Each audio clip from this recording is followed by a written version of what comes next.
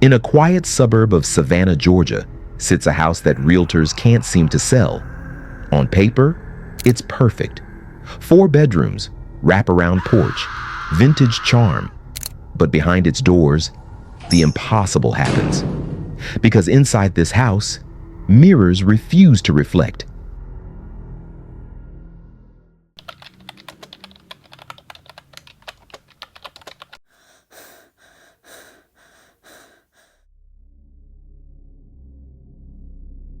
This is the story of the Whitlock House, a place where glass holds secrets, where reflections vanish, and where those who stare too long risk losing more than their image. The first report dates back to 1928, when the house was newly built. The Whitlock family, a young couple with 2 children, moved in. Within weeks, they complained that the upstairs mirror in the hallway didn't work. Not cracked, not dirty, just blank. Instead of showing their faces, the glass returned only shadows. At first, neighbors dismissed it as imagination, but when visitors stepped inside, they saw it too. Some saw only darkness, others saw nothing at all. Soon, other mirrors in the house followed. The bathroom mirror, the one over the fireplace. By 1930, not a single piece of reflective glass worked. The Whitlocks replaced them, brought in specialists, even consulted a priest. Nothing helped. And then the deaths began. One morning, Mrs. Whitlock was found collapsed in the hallway, right before the largest mirror. Her body was twisted, as if she'd been fighting something unseen. The coroner listed it as a stroke, but her husband swore he saw her reflection flicker in the glass seconds before she fell, like the mirror had finally decided to show her. Only in the moment she died.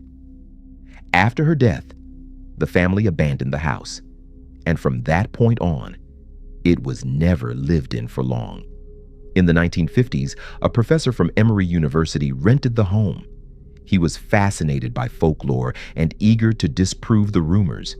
He lined every wall with mirrors, hoping to prove they worked normally. But within weeks, his notes grew frantic. He wrote about hours where his face vanished entirely, about hands reaching for him from inside the glass, about hearing whispers, calling his name. His last entry read simply, "They don't want me to leave." The professor disappeared. His belongings remained. His car sat in the driveway, but he was never seen again. By the 1970s, the Whitlock House had gained its reputation.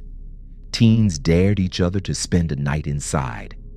Some came out shaken, claiming their reflections smiled when they didn't. Others swore they saw figures behind them that weren't there when they turned. One boy was so terrified, he smashed a mirror with a brick. But instead of breaking, the glass rippled like water. His friends dragged him out screaming. That boy never spoke again. Police reports from the era document strange calls. Residents on the block claimed they saw faces pressed against the upstairs windows, though the house was empty. One officer entered on a routine check and later resigned, refusing to explain why. By the 1990s, paranormal investigators moved in. They set up cameras, laser grids, EMF meters. At 3:15 a.m., their footage captured something chilling. A mirror in the dining room rippled, and for 7 seconds, the reflection of the room was wrong. Chairs missing, walls cracked, a figure in the corner, and then normal again. When investigators replayed the audio, they heard a voice, low, cold, whispering, "You don't belong here." The team fled. None of them ever returned. What makes the Whitlock House terrifying isn't just blank mirrors, it's the suggestion that the glass doesn't reflect, because it shows something else.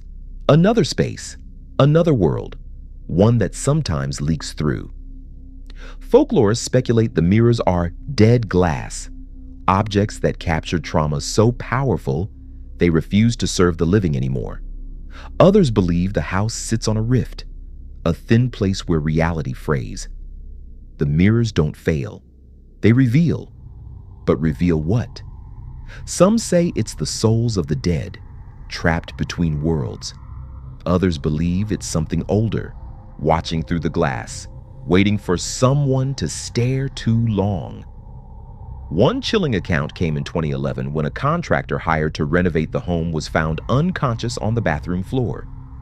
When he woke, he told EMTs he had seen himself in the mirror, only it wasn't him. The reflection was older, battered, his throat bruised, as if he'd already been strangled. He quit the job that day. Today, the Whitlock House stands empty. Realtors avoid showing it. Locals cross the street rather than pass its gate. And the mirrors inside? They're still there, waiting. Some say at night, if you dare step inside and shine a flashlight on the glass, you'll see not your reflection, but the last person who died in that room. Others whisper the mirrors aren't empty at all. They're full of every soul that's ever stared into them and vanished. So if you ever find yourself in Savannah and someone dares you to peer into the windows of the Whitlock House, remember this: mirrors are supposed to show the truth, but in this house, they show something far worse. Not your face, not your future, but your death. And once they have you, they'll never give you back. For more chilling legends, subscribe to Shadow Oath. And tell me, would you dare look into a mirror that refuses to reflect?